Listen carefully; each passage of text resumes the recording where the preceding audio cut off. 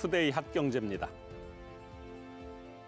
오송 지하차도 참사를 감찰한 국무조정실은 28일 4개 기관 공직자 16명과 미우천 임시제방공사 현장 관계자 2명 등 총 18명을 대검찰청에 수사 의뢰했다고 발표했습니다. 이로써 국조실이 오송 참사 관련 수사 의뢰한 이들은 모두 36명으로 늘었습니다.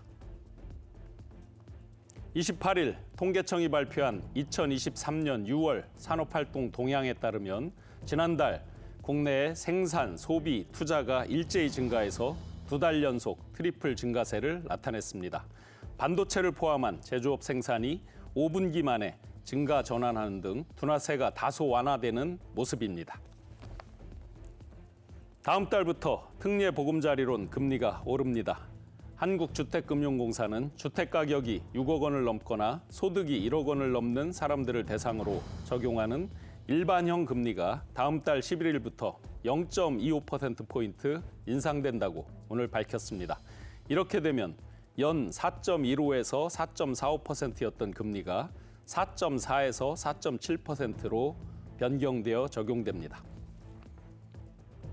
올 상반기 아이스크림 수출액이 역대 최대 실적을 달성했습니다. 관세청은 상반기 아이스크림 수출액이 지난해 같은 기간과 비교해서 19.8% 증가한 5,900만 달러, 아이스크림 무역 수지도 2,916만 달러 흑자를 기록했다고 밝혔습니다. 지금까지 투데이 핫경제였습니다. 시청자 여러분 안녕하십니까? 경제인사이더들의 신박한 통찰과 함께하는 경제인사이트 신용환입니다. 우리 시각으로 27일 새벽 연준이 7월 달 FOMC 정례회의를 열고 금리를 0.25% 그야말로 베이비 스텝이라고 그러죠. 0.25% 인상했습니다. 특히 이번 베이비 스텝 결정은 만장일치로 이루어졌는데요. 지난 6월 달 FOMC에서 그동안 누적된 긴축의 여파를 살펴봐야 된다는 이유로 동결을 결정했었지만 한 달 만에 다시 인상되는 행보를 재개했습니다. 이번 인상으로 한미 간 금리 격차가 2%포인트 차이를 기록했는데요. 잠시 후에 경제인사이트에서 7월 달 FOMC 결과에 따른 우리나라 또 국내외 경제 역량과 시장의 전망에 대해서 자세하게 분석해 보겠습니다. 본격적인 오늘의 핫 이슈 분석해 보기 전에 자세한 내용 먼저 화면으로 만나보겠습니다.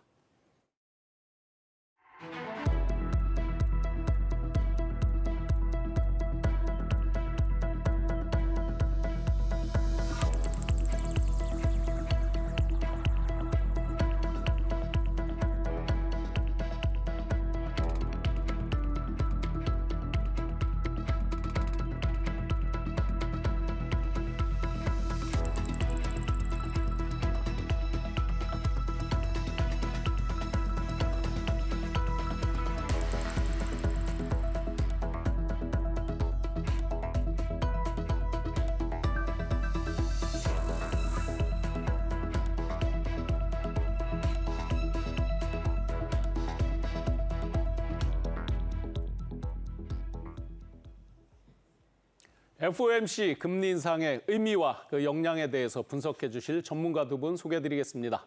석병훈 이화여대 경제과 교수, 정철진 경제평론가 두 분 함께합니다. 예, 반갑습니다. 안녕하세요. 예, 고맙습니다. 예상대로 많은 분들이 예상을 했었죠. 베이비 스텝 0.25% FOMC가 7월 달 금리 인상을 결정했습니다. 어떻게 보셨습니까, 교수님? 예, 이번에 발표는 많은 분들이 예상하신 것을 크게 벗어나지 않았는데요. 그래도 몇 가지 관심을 가지실 만한 포인트를 짚어드리면요. 첫 번째는 제롬 파월 미 연준 의장이 연준 위원들 중에 누구도 미국 경제의 경기 침체를 걱정하는 사람들은 없다. 이렇게 기자회견에서 밝혔습니다. 그만큼 미국 경제가 올해 안에 경기 침체에 빠질 확률이 거의 없을 가능성이 높아졌다라고 보시면 되겠고요. 또 다른 것은 매파적인 발언도 일부 있었는데요. 연내 금리 인하는 없다라고 못을 박았고요. 그다음에 2025년이 되어서야만 인플레이션 그 물가 안정 목표인 미 연준의 목표인 2%의 물가 상승률 달성이 가능하리라고 본다라고 말하는 함으로써 이것은 내년에도 긴축 기조를 지속할 가능성이 크다라고 보시면 되겠습니다. 그래서 진짜 매둘기라고 예, 많이 생겼나 보네요. 그렇죠. 예, 뭐 그러면서 대신 올해 금리 인상은 더 이상 안 할 가능성은 저는 되게 높다라고 보고 있는 게요. 기자회견 중에 현재 기준금리 수준은 긴축적이고 이번에 추가로 0.25%포인트를 인상함으로써 더 긴축적이 됐기 때문에 물가가 하락하는 속도가 더 빨라질 것이다. 이렇게 얘기를 했거든요. 그 말인즉슨 현재 기준금리를 유지하면서 물가가 이제 더 빠르게 하락할 것이니까 그 속도를 관찰하고 노동시장 지표나 이런 것을 살펴본 다음에 향후 추가 금리를 인상할 수도 있다라고 얘기는 했으나 뭐 지금 수준이 상당히 긴축적인 수준이고 물가가 떨어지는 속도만 조금 더 빠르면 만족스럽다고 보고 있는 것으로 판단이 돼서요. 추가적인 올해 연내 금리 인상을 하지 않을 가능성이 높다고 저는 보고 있고요. 마지막으로 금리 인하 시점 관련해서는 장기 기대 인플레이션을 안정적으로 관리하는 방향으로 정책을 운용하겠다라고 얘기를 했습니다. 네. 이 장기 기대 인플레이션이라는 것은 5년 뒤에 물가 상승률이 어떻게 되느냐 이걸 물어본 거거든요. 그런데 뉴욕 연방은행하고 그다음에 미시간 대학교에서 조사를 하고 있는데요. 원래 이것이 2% 초반에서 중반대로 안정적으로 관리가 되는 것이고요. 장기 기대 인플레이션이기 때문에 그날의 뉴스에 따라서 급등락을 하는 이 1년 단기 기대 인플레이션과는 다릅니다. 그래서 안정적이어야 되는데 그동안의 물가 상승이 상당히 빠르게 지속되면서 이런 고물가 상황을 사람들이 일상으로 받아들이기 시작하니까 5년 장기 기대 인플레이션율이 매달 0.1%포인트씩 슬금슬금 상승하기 시작했거든요. 그래서 급기야 지금 이게 3%, 뉴욕 연은에서 최근에 발표한 자료에 따르면 3.0%고요. 미시간대 자료에 따라도 3% 초반대까지 올라갔습니다. 그래서 이것을 안정적으로 관리하겠다라고 얘기를 했는데요. 그러면 이거는 쉽게 변하지 않는 거기 때문에 이 장기 기대 인플레이션율을 다시 2% 중반 내지 초반대로 끌어내리려면 지금의 높은 고금리 수준을 상당 기간 지속해야 됨을 시사하고 있습니다. 네네. 그래서 이런 점이 중요한 포인트다라고 네. 생각을 하고 있습니다. 네, 보통은 이제 FOMC 결정 전부터 후까지 굉장히 설왕설래도 많고 또 결정된 다음에 뭐 시장에 여러 흐름 반응들이 나타나는데 이번에는 어떻습니까? 일단 한 번 올릴 것은 기정사실화 됐었죠. 네. 그래서 0.25%포인트 인상은 뭐 그닥 충격적이지는 않았었는데 시장은 그다음 9월을 어떻게 할 것인가에 대해서 우린 모르지만 적어도 파월 연준 의장이 상당히 강한 발언, 매파적 발언을 하고 일종의 좀 블러핑이죠. 네. 내가 올릴지 동결할지 모르지만 세게 말을 해서 네. 시장에 좀 긴장감을 줄 것이라는 예측들을 많이 했었거든요. 네. 저도 그랬고요. 근데 막상 뚜껑을 열고 보니까 파월 의장 지금 이분도 굉장히 흔들리고 있구나라는 네. 생각을 좀 갖게 됐습니다. 심지어요. 그날 새벽에 어제였었죠. 추경호 경제부총리를 비롯해가지고 아예 비상회의를 딱 소집을 해놓고 있었단 말이죠. 왜냐하면 워낙 큰 이슈였고 네. 뭐 올리고 더 세게 올린다든가 이런 발언에서 금융시장에 출렁댈까 봐 그런 대기까지 했었는데 뭐 여러분들이 시장을 보시면 알겠지만은 이게 뭔 일이 있었어? 뭐 이 정도였었습니다. 네. 가령 달러 가치도 뭐 그냥 흐지부지 주식시장도 빠질 듯 오히려 올랐고요. 네. 그 다음 날은 더 많이 오르게 됐었고 네. 뭐 채권 금리라든가 이 기타 등등도 어제 오늘은 굉장히 평온했단 말입니다. 그 이유는 뭐냐? 보통 연준이요 이런 발언을 해요. 자기가 한번 금리 인상 랠리를 가게 될 때는 과잉 긴축을 합니다. 즉 앞뒤 안 보고 나는 올려. 뭐 물가 잡혔잖아요. 조용해. 나는 올려. 네. 하고 만약에 이제 내린다. 무조건 내립니다. 네. 앞뒤 안 가리고 내려요. 아니 막 경기가 이렇게 하는데 무조건 내려요. 내려요. 그러니까 보통 과잉 긴축을 한다거나 과잉 완화를 하는데 지금 이렇게 제롬 파월처럼 이런 식으로 말하는 연준은 없어요. 네. 그날 무슨 말을 했냐? 9월이죠 이제. 네. 다다음 달에 올릴 수도 있고 동결할 수도 있다. 네. 앞으로 지표가 4개가 나오는데 7월, 8월 물가를 보고 7월, 8월 고용 지표를 보고 네. 거기에 맞춰서 올릴지 동결할지 결정하겠다라는 건데요. 이건 좀 말도 안 되는 이야기입니다. 대체로 맑겠으나 곳에 따라 소나기 뭐 이런 얘기. 맞습니다. 네. 그러니까 어느 정도 수준이면 올리고 어느 정도 수준이면 뭐 동결하겠다는 거야. 네. 만약에 물가는 높았는데 고용이 망가지면 이거 올립니까? 동결합니까? 그러니까 굉장히 애매모호한 발언을 던지면서 시장은 더더욱더 이제 연준을 무시하게 되는 발언이죠. 네. 이거 못 올리겠네. 네. 그래서 실질적으로 연준은 인상의 가능성은 높여놨지만 시장은 아예 이제 요번이 금리 인상의 끝이구나라는 쪽에 굉장히 베팅을 했었고 그렇게 되니까 뭐 금융시장도 전혀 무슨 일이 있었다는 듯 그렇게 네. 7월에 FOMC 회의가 마감이 된 겁니다. 네, 이렇게 총론으로 보고 저희가 증시와 부동산 등등에 또 미치는 영향은 세부적으로 잠시 후에 더 깊게 한번 살펴보기로 하고요. 작년 3월부터 무려 15개월이나 장기간에 걸쳐서 아주 강력한 긴축 정책을 하다가 지난 6월에 일단 한번 멈췄었죠. 그랬다가 다시 이제 이번에 베이비 스텝으로 올렸는데 스탑 앤 고라고 이제 많이들 얘기를 하는데 이렇게 이번에 다시 베이비 스텝을 하게 된 배경이 뭐 특별한 게 있을까요? 예, 배경은 헤드라인 소비자 물가지수 상승률 같은 경우에는 지금 3.0%를 찍었습니다. 전년 동월 대비요. 6월 달 발표 자료가. 그런데 근원 소비자 물가지수 상승률 같은 경우는 여전히 4.8%로 높은 수준입니다. 근데 근원 소비자 물가지수 상승률이라는 것은 우리가 변동성이 큰 식료품과 에너지 가격을 제외해서요. 물가의 그 추세를 보여줄 뿐만 아니라요. 미 연준의 통화 정책의 효과를 가장 잘 파악할 수 있는 지표가 되겠습니다. 왜냐하면 식료품 가격 같은 경우는 기상 이변이라든지 최근에 뭐 러시아와 우크라이나 간의 흑해 곡물 협정, 뭐 이런 미국 연준이 컨트롤할 수 없는 외생적인 요인에 의해서 영향을 많이 받고요. 그다음에 에너지 가격 역시 오펙 플러스의 감산 결정과 같은 또 외생적인 요인에 의해서 영향을 많이 받기 때문에 이 두 가지 가격 지표를 빼고 나머지를 보여주는 근원 소비자 물가지수 상승률이 미 연준의 통화 정책의 효과를 가장 잘 보여주는 지표입니다. 그런데 근원 소비자 물가지수 상승률은요, 지난 1년 사이에 1.1%포인트밖에 하락하지 않았습니다. 연준이 무섭게 기준금리를 올렸음에도 불구하고요. 반면에 헤드라인 소비자 물가지수 상승률 같은 경우는 동일 기간에 6.1%포인트나 하락을 했죠. 뭐 6배 가까이 빠르게 하락을 한 건데요. 그러니까 여기서 보면 문제는 근원 소비자 물가지수 상승률의 하락 속도가 만족스럽지 않고 그 근거는 결국은 주거비를 제외한 서비스 부분의 물가가 빠르게 떨어지지 않고 있다. 그러면 서비스 부분의 물가가 안 떨어지는 이유는 결국 서비스 산업에서는 인건비가 차지하는 비중이 큽니다. 근데 이 인건비의 하락 속도가 만족스럽지 않은 것이죠. 그래서 그 인건비의 하락 속도를 우리가 볼 수 있는 지표가 시간당 평균 임금 상승률인데요. 최근에 발표한 전년 동월 대비 시간당 평균 임금 상승률은 4.4%입니다. 그런데 미 연준은 이거를 3.5%까지 끌어내리기를 원하고 있습니다. 왜 3.5%냐면 미국의 장기 노동 생산성 증가율이 1.5%고요. 그다음에 미 연준의 물가 안정 목표치가 2%입니다. 그 두 개를 더한 게 3.5%이기 때문에요. 이 수준으로 임금 상승률이 떨어져야만 2% 물가 안정 목표를 달성할 수 있게 서비스 물가가 떨어지고 그 대신 시차가 걸리지만 좀 있다가 이제 헤드라인 물가지수 상승률도 떨어진다.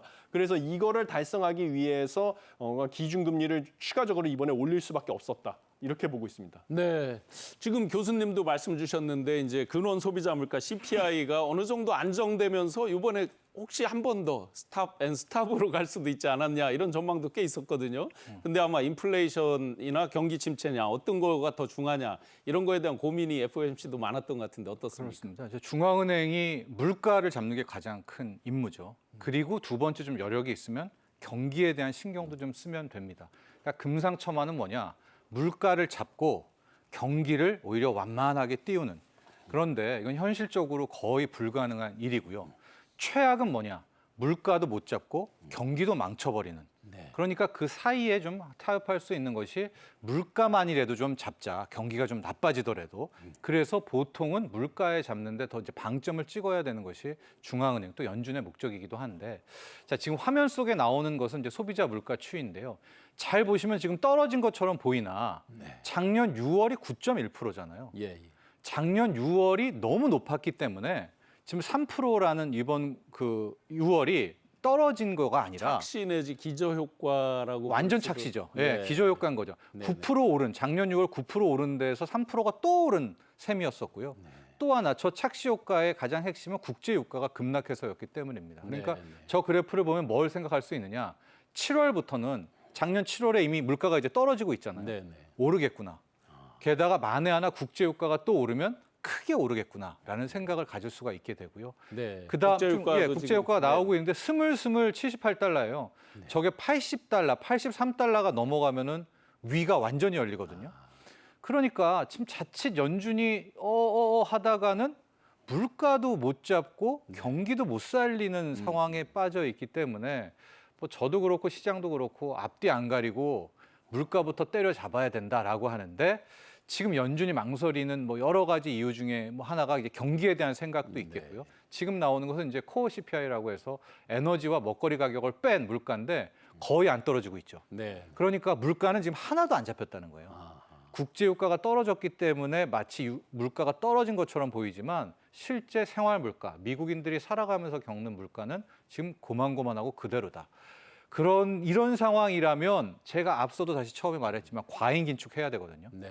시장을 더 겁줘야 되고 더 올려야 된다라고 해야 되는데 지금 연준이 못 하고 있습니다. 그럼 항상 이렇게 밀을 때 못 밀잖아요. 네. 네. 시장의 대반란이 일어납니다. 네. 시장의 반란은 뭘까요? 버블입니다. 버블. 버블. 네. 우리가 무슨 짓을 해도 우리를 혼내지 못하겠네. 그런 생각을 갖게 되면 네. 이제 돈들이 국제 원유에 달라붙고 금에 달라붙고 은에 달라붙고 주식을 다시 띄우기 네. 시작을 하는 그런 상황이 나오거든요.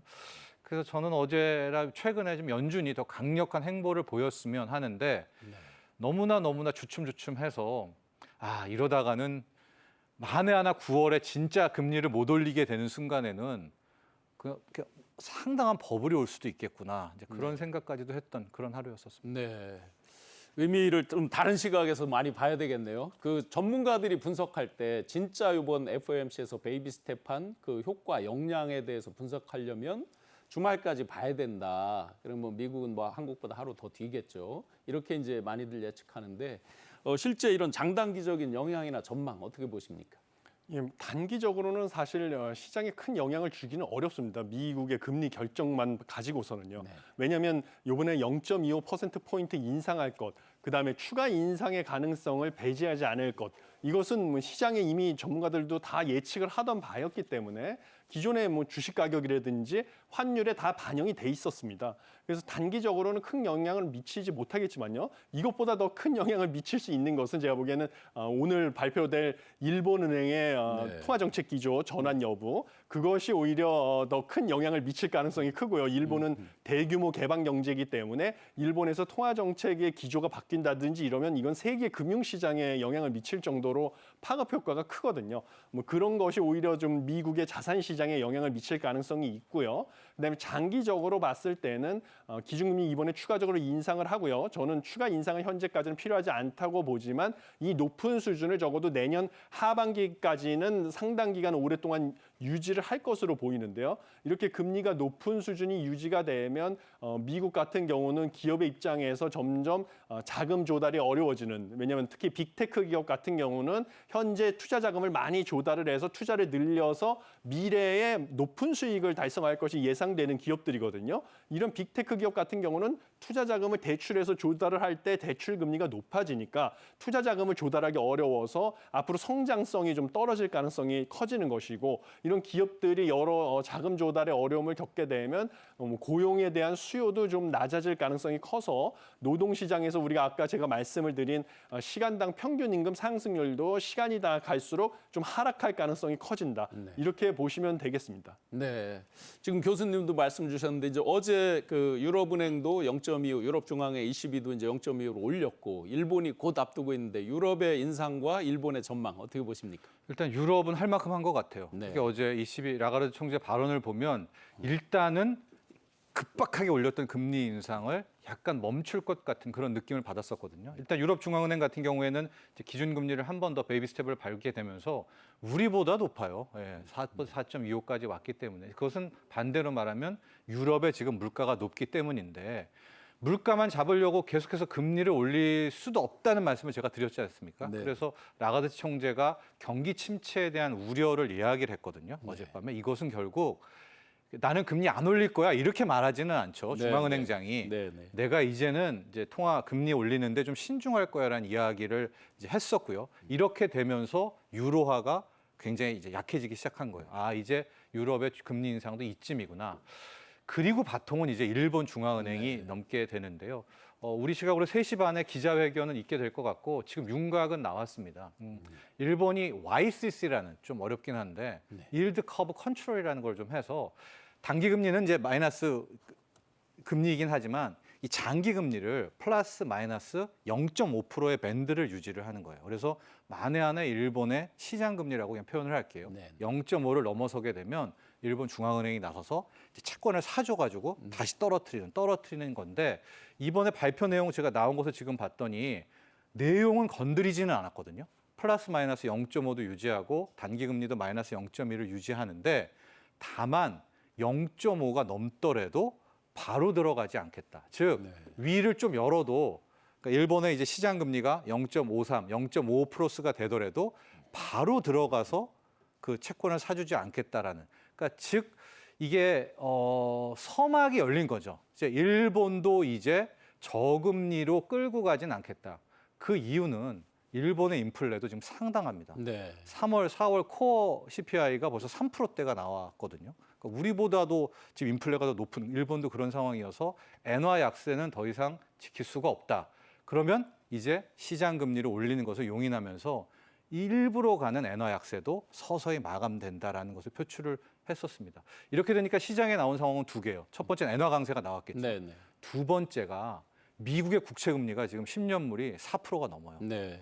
이거는 뭐 그때도 한번 설명해 드렸었는데 일본은 엔화 찍어가지고 그걸로 지금 미 국채 사줘서 쟁여놓고 있거든요. 네, 네. 네. 그런데 일본이 이제 저금리를 포기한다, 엔화 강세라고 한다면 갖고 있는 자산을 팔아야 될 겁니다. 네. 그럼 이제 미 국채를 던지기 시작하게 되는데 이러면 미 국채 금리는 이제 올라가기 시작할 네. 거예요. 중앙은행, 연준의 고민이 여기서부터 시작입니다. 즉 금리를 올려도 저 시장 금리 올라갈까 봐 두려운데 일본이 여기에 미 국채를 시장에 던진다?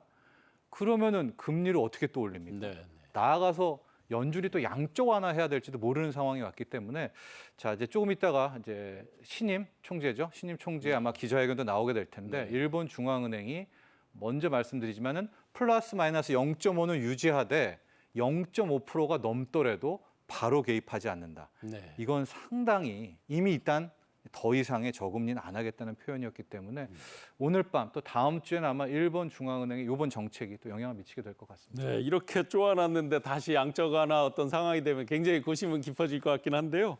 최근에 이제 개인들까지 엔테크 열풍이 꽤 불었고 투자 자문회사 이런 데에서도 많이 권하고 했었거든요. 네. 엔테크 하시는 분들 어떻게 해야 됩니까? 저는 항상 요즘에 한 코로나19 이후에 저도 겸손해지고 다 뭐 고객들도 겸손해지라고 하는 것이 예. 우리가 알고 있는 논리대로 일단 안 가고요.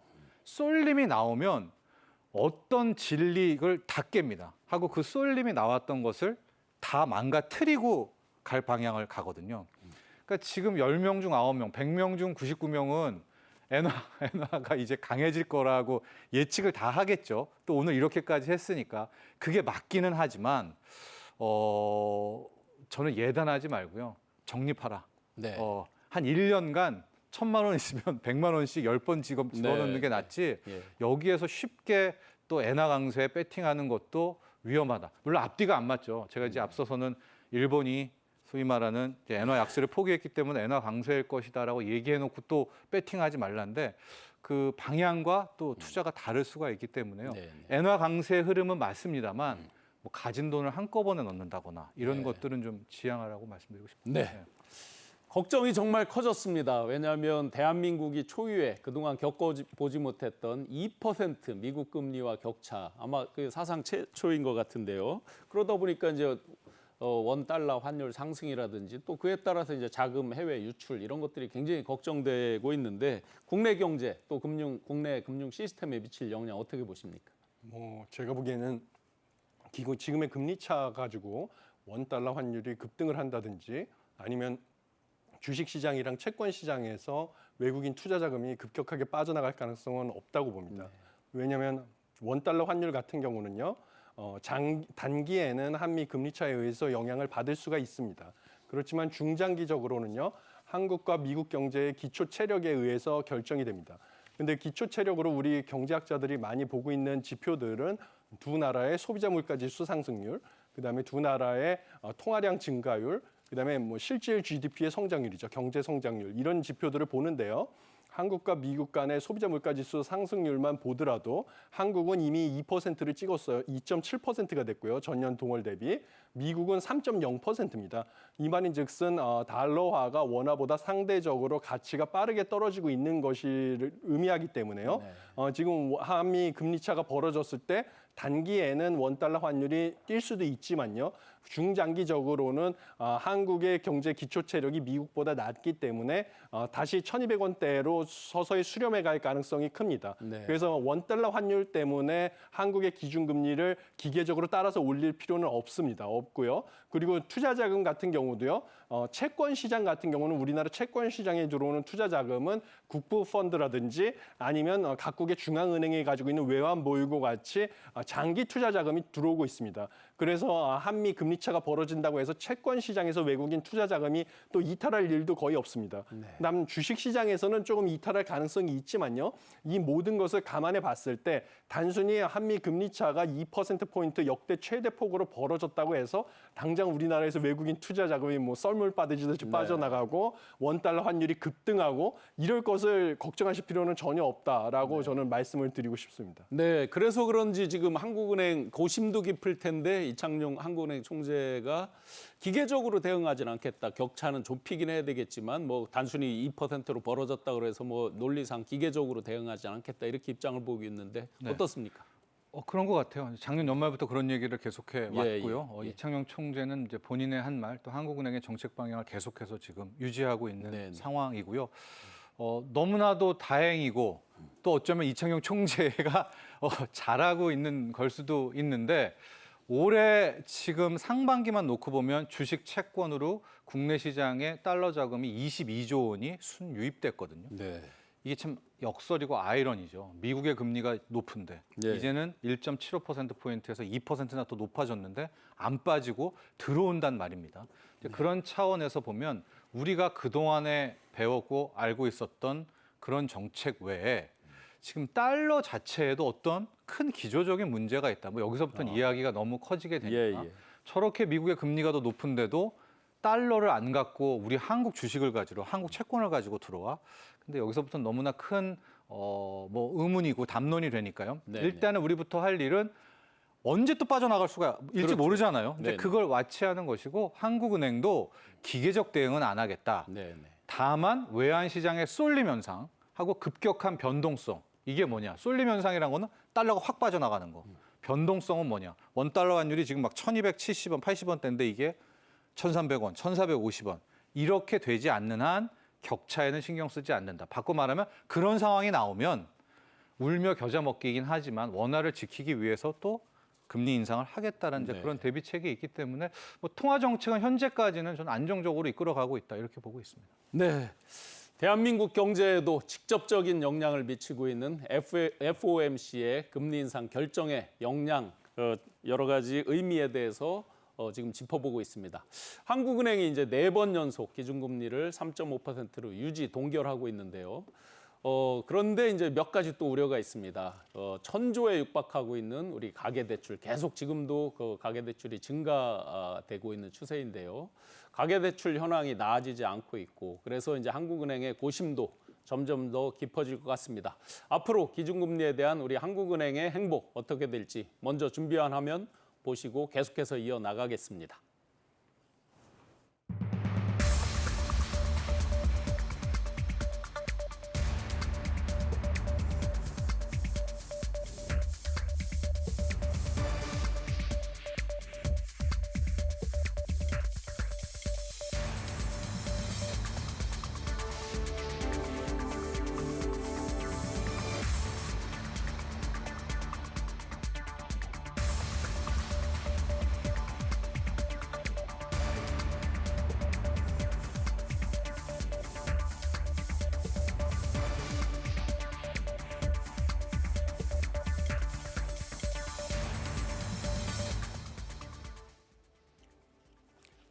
네, 이런 이제 그 FOMC의 금리 인상 상황에서도 우리 대한민국이 지금 1,000조에 육박하는 가계대출 상황이 오히려 더 증가 추세고 점점 나아지지 않고 있는 게 실정입니다.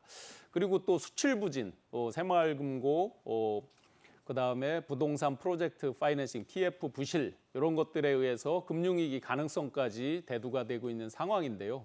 가계대출 안정을 위해서 기준금리 인상에 나서야 될지 여러 가지 이제 압박감이 있지만 지금 현재 상황에서는 아마 갑작스러운 인상도 쉽지 않아 보입니다. 여러 가지 한국은행 고민이 아주 깊어질 것 같은데 어떻게 보십니까? 예, 결론부터 말씀을 드리면 8월 달에 있는 금융통화위원회에서 저는 동결을 할 것으로 예상합니다. 네. 기준금리 동결을 하고 단 뭐 미국하고 유사하게 추가 인상의 가능성도 배제하지 않겠다. 이런 발언을 할 가능성이 가장 유력하다고 보고 있습니다. 두 가지 이유가 있는데요. 첫 번째는 우리나라의 물가 하락 속도는 아까 제가 말씀드렸다시피 최근에 소비자 물가지수 상승률 2.7%를 찍을 정도로 빠르게 하락을 하고 있습니다. 그리고 그동안의 문제로 여겨졌던 근원 소비자 물가지수 상승률 같은 경우도요. 이번에 4.6%에서 4.1%로 0.5%포인트 떨어지면서 특히 이 기저 효과를 제외하고 우리가 물가가 하락하는 것을 확인할 수 있는 게 전월 대비 상승률을 보는 것인데요. 전월 대비 상승률을 보더라도 헤드라인 소비자 물가지수 상승률과 근원 소비자 물가지수 상승률이 이번에 떨어졌습니다. 이렇게 물가가 하락하는 속도가 만족스럽고요. 이것은 우리나라의 3.5% 기준금리가 충분히 긴축적인 수준이다라는 것을 보여주고 있습니다. 데이터가. 그래서 3.5%만 유지를 해도 물가는 추세적으로 하락하고 있을 것이기 때문에 여기서 추가적으로 기준금리를 인상할 경우에는 물가가 하락하는 속도는 더 빨라지겠죠, 지금보다. 네, 네. 하지만 반면에 그 경기 침체의 위험성은 더 커지고요. 그다음에 금융 불안정의 위험성도 더 커집니다. 네. 그래서 두 번째 이유가 금리를 올리지 않는 이유가 두 번째 이유가 될 것인데요. 뭐냐면 경기 침체와 금융 불안의 위험성이 커지기 때문입니다. 금융 불안의 위험은 지금 프로젝트 파이낸스 대출의 부실화 때문에 최근에 새마을금고에서 뱅크런 사태가 발생을 했습니다. 여기서 기준금리를 추가적으로 더 올리게 되면 추가적인 프로젝트 파이낸스 대출의 부실화가 빠르게 진행이 될 수가 있고 이것은 제2금융권으로까지 뱅크런 현상이 확산될 수도 있습니다. 네. 그래서 금융 불안 위험성도 있고요. 그다음에 우리도 지금 계속 올해 경제 성장률을 뭐 IMF라든지 뭐 아시아개발은행에서 점점 한국의 올해 경제 성장률만 다른 나라들은 다 높이는데 우리 전망만 낮추고 있습니다. 이 말은 하반기에도 우리나라 경제가 그렇게 빠르게 반등하지 않을 것을 뜻하거든요. 그래서 여기서 괜히 기준금리를 더 올려서 금융 불안의 위험성도 키울 뿐만 아니라 경기 침체의 위험성을 키울 필요가 없기 때문에 네. 기준금리는 동결할 것으로 예상합니다. 네. 아무래도 금리 인상에 가장 빠르게 반응하는 게 증시일 텐데요. 증시 코스닥은 뭐 다른 변수에서 급등락을 네. 계속 이었지만 그 미국 같은 경우는 또 13일 연속해서 상승한 걸 보면 예측 가능한 범위에 있었다 이렇게도 볼 수 있겠는데 증시의 반응이나 이런 것들 어떻습니까? 중요한 건요. 이제는 FOMC 연준의 힘이 정말 약해진 것 같아요. 약발이 약해졌다. 네. 어마어마하게 약해진 상황이기 때문에 그러니까 과거처럼 했었어야죠. 뭐 올릴 땐 쭉, 내릴 땐 쭉 이렇게 지표 보고 왔다 갔다 한다라고 하면 우리도 지표 보고 할 수 있지 않겠습니까? 네. 본인의 기득권을 내려놨기 때문에 이제 주식 투자하셨던 분들은 크게 두 가지 지표만 보고 가셔야 될 것 같은데요. 저는 달러하고 미 국채 금리 두 개입니다. 달러가 강세다. 주식시장 이건 무너집니다. 네. 그러니까 계속 원하는 건 달러 약세가 나오는지를 확인하셔야 될 것 같고요.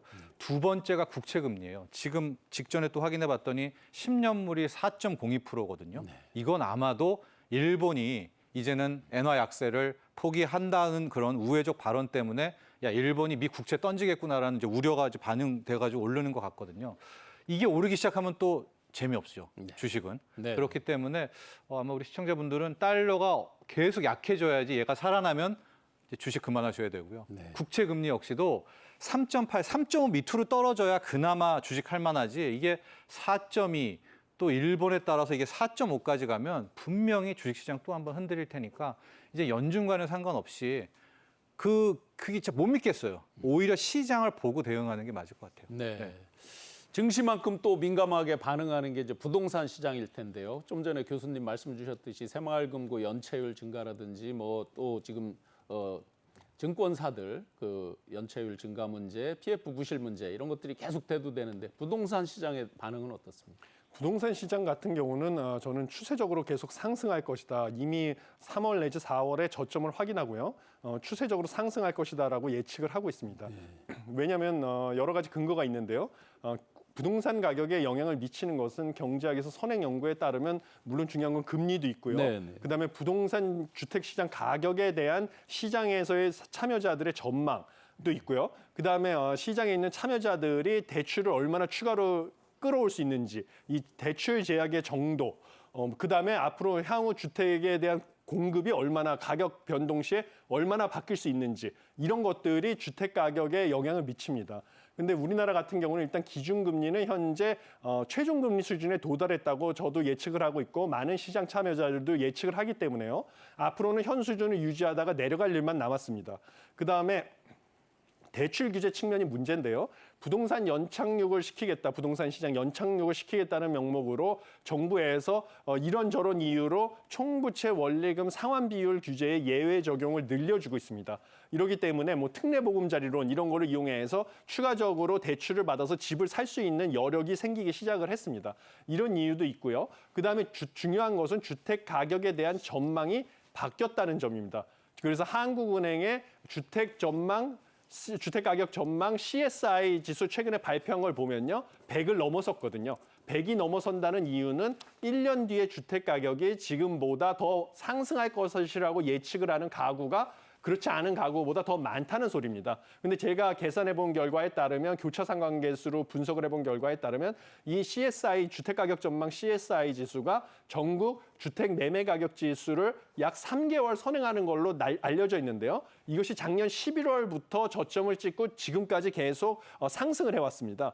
그것은 작년 11월에 저점이었으니까 3개월 뒤면 늦어도 이번에 3월, 올해 3월 내지 4월에 우리나라 부동산 주택 가격은 저점을 찍었고 이제는 추세적으로 상승할 것이다. 이렇게 보시면 되겠고요. 한미 금리 차가 벌어졌다 할지라도 아까 제가 말씀드린 것처럼 한국은행이 따라서 기준금리를 올릴 필요성은 없기 때문에 여전히 저의 이런 스토리와 데이터를 바탕으로 봤을 때 우리의 그 평균 주택 가격, 전국의 매매 주택 가격은 추세적으로 상승할 것이다. 이렇게 보고 있습니다. 가계 부채가 굉장히 GDP 이상으로 이제 높아져서 여러 우려라고 했는데 보니까 이제 가계 저축도 굉장히 그렇죠. 늘었더라고요. 예. 그래서 그게 지금 금리 인상 이런 것들을 하지 않을 것이라는 어떤 심리로 어떤 대기적 수요로 있는 거 아니냐 이런 분석들도 있는데 그런 연속선상이 있는 거겠죠. 예, 저도 그런 것도 동의하고요. 또 가계 저축이 초과 저축이 많이 있는 이유 중에 하나는 우리나라가 지금 가계 부채가 전 세계에서 뭐 3위 수준으로 GDP의 105%가 되지 않습니까? 근데 가계 부채가 많다는 소리는 역설적으로 은행에 돈을 예금한 금융자산이 많은 고자산가도 많다는 소리가 됩니다. 왜냐하면 은행에서 돈을 빌려주기 위해서 자금을 조달해 와야 되는데요. 자금을 조달해 오는 방식이 예금 적금을 유치하거나 아니면 은행 채권을 발행하거나 두 가지 방법입니다. 그러니까 가계부채가 많다는 것은 예적금을 많이 가지고 있는 금융자산가 아니면 은행 채권에 뭐 간접 투자나 직접 투자를 한 자산가들도 많다는 것이고요. 그럼 고금리 상황에서 이런 자산가들 입장에서는 이자 소득이 많이 들어와서 오히려 초과 저축이 늘어났습니다. 이들이 그동안에 부동산 자산에 투자하는 것을 막았던 것이 다주택자에 대한 종합부동산세 중과라든지 아니면 부동산 취득세 중과 이런 규제였는데요. 이런 규제도 부동산 시장 연착륙을 위해서 풀어줬기 때문에 이런 초과 저축들은 지금 주택 가격 상승이 예상되는 이 시점에 부동산을 매입하기 위해서 대기하고 있다고 보는 것이 맞습니다. 네. 아까 이제 잠시 설명 주셨는데 매둘기적인 그런 발언도 하셨고 그 앞으로 나타나는 지표에 따라서 그때 결과를 보고 결정하겠다 뭐 이런 발언이 있었는데 파월이요? 예, 파월이 네. 그 앞으로 이제 9월 달 또 FOMC 이 전망이 또 중요할 것 같습니다. 네. 어떻게 보십니까? 우선 9월 가기 전에 8월에 네, 잭슨홀 미팅이라는 네. 게 있습니다. YM행주 잭슨홀 미팅에서 분명히 파월 의장이 또 이야기를 할 텐데 뭐 그거는 빼고요. 당장 9월 FOMC는 어떻게 할 것이냐. 연준이 그러니까 라이브 미팅식으로 가겠다. 우리가 요즘 뭐 라방 이런 말 많이 네, 하잖아요. 네, 라이브 방송을 하겠다. 뭐 어떻게 하겠냐? 그때 가서 내가 판단할 텐데 크게 4개의 지표가 있다. 즉 뭐냐? 9월 FOMC니까 7월, 8월 두 번의 물가 확인할 수 있지 않습니까? 네. 또 7월, 8월 두 번의 비농업 부분의 고용 지표를 확인할 수 있을 것 같아요. 즉 7월, 8월의 물가가 높고 7월, 8월 두 번의 고용 지표가 좋다. 그럼 9월은 물가 올리는 거고요. 7월, 8월에 물가가 잡혔고 7월, 8월에 고용 완전히 망가졌다. 그러면 안 올리는 거고요. 이렇게 쉽게 할 수가 있을 것 같은데 제가 생각하는 그림은 7월, 8월에 물가는 올라갈 것 같아요. 네. 올라가는데 7월, 8월에 고용 시장이 삐끗한다거나 지금도 나오고 있지만 다시 시장 금리가 올라가고 뭐 일본으로 인해서 뭐든 원해서요. 그러면 연준은 금리 못 올린다고 보고 있고요. 네. 저는 뭐 라이브 미팅이라고 얘기했지만은 또 조심스럽긴 하지만 더 이상의 미국이란 나라 또 연준이 금리를 올릴 수 있는 그런 체력은 없다고 보고 있습니다. 그래서 9월에 어떤 식으로든 어떤 핑계를 대서 뭐 가령 헤드라인은 높았지만 근원 물가는 떨어졌다 뭐 이런 이야기를 하면서 저는 동결할 것으로 보고 있고요. 그렇게 되면 결국 물가는 못 잡는 상황 뭐 이런 식으로 가게 될 거라고 제 예측인데요. 하여튼 중요한 것은요. 이제 7월 물가 나올 거고 7월 노동지표 나올 거고 8월 물가 나올 거고 여기에 따라서 우리도 뭐 데이터에 맞는 대응을 해야 되겠죠. 네. 지금 평론가님은 이제 고용, 물가 이런 지표로 이렇게 중요하게 척도로 보셨는데 그 외에 다른 지표나 척도 또 이런 부분은 어떻게 생각하십니까? 예, 저도 지금 정철진 평론가님 의견에 동의하는 바고요. 9월 달에 저도 동결을 현재로서는 예상을 합니다. 근데 그 힌트는 뭐 8월 달에 있는 잭슨홀 미팅에서 제롬 파월 미 연준 의장의 기조 연설에서 우리가 얻을 수 있을 것으로 보입니다. 근데 저희가 가장 주목해야 될 것은 무엇보다도 제가 아까 말씀드린 시간당 평균 임금 상승률입니다. 전년 동월 대비 상승률이 지금 좀처럼 4.2%, 4.4%에서 왔다 갔다 하는데요. 이것이 좀 확실하게 떨어져서 4% 초반대나 아니면 3% 후반대까지 진입하는지 여부가 기준금리를 추가적으로 인상할지 아니면 동결할지를 알려주는 관건이 될 것으로 보입니다. 왜냐하면 미 연준의 통화 정책의 효과를 볼 수 있는 가장 중요한 가격 지표는 근원 개인 소비 지출 물가 지수 상승률이거든요. CPI보다도 더 넓은 범위로 이제 정확한 물가 지표라고 하는 개인 소비 지출 PCE 물가 지수 상승률을 미 연준에서 보는데요. 이 근원 PCE 물가 지수 상승률의 가중치 50%나 되는 것이 그 주거비를 제외한 서비스 물가가 되겠습니다. 이 서비스 물가가 안정되느냐 여부가 과연 기준금리 추가 인상을 할지 말지를 결정하는 가장 핵심이고요. 서비스 물가를 안정시킬 수 있는 방법은 결국은 인건비 상승률을 떨어뜨리는 것이고 그것은 제가 말씀드린 시간당 평균 임금 상승률 그것을 떨어뜨리는 것입니다. 그리고 두 번째로 중요한 것은 제롬 파월 미 연준 의장도 공식적으로 인정하기 시작했던 장기 기대 인플레이션의 추이가 되겠습니다. 장기 기대 인플레이션은 지금 매달 거의 0.1%포인트씩 꾸준히 상승하고 있는데요. 이것은 사실 통화 정책을 하는 입장에서는 상당히 큰 위기가 되겠습니다. 왜냐하면 경제 주체들이 이런 고물가 상황을 거의 일상으로 받아들이기 시작했다는 것을 의미하거든요. 그래서 이 장기 기대 인플레이션 추이가 어떻게 되는지 이게 좀 하락세로 전환되는지 이거 두 가지를 지켜보셔야 된다라고 생각하고 있습니다. 네, 지금 인플레이션 말씀 주셨고 아까 또 짚어주셨었는데 그 유가가 지금 상승 중이고 또 흑해 곡물 협정이 중단돼 있고 또 슈퍼엘니뇨 이런 걸로 아마 전 세계적으로 곡물이나 이런 부분에 작황 이런 거 등등에 따라서 또 물가 변화도 있을 것 같은데 그렇다고 보면 인플레이션 과연 제대로 잡고 앞으로 이렇게 안정적으로 갈 수 있는 건지 어떻습니까? 저는 못 잡을 것 같아요. 네, 저는 못 잡을 것 같고요. 작년 여름을 우리가 한번 작년 하반기를 생각해 보면 인플레가 무서웠죠. 그때 네. 뭐가 많이 올랐냐면 유가가 WTI 기준으로 배럴당 120달러 네, 같고요.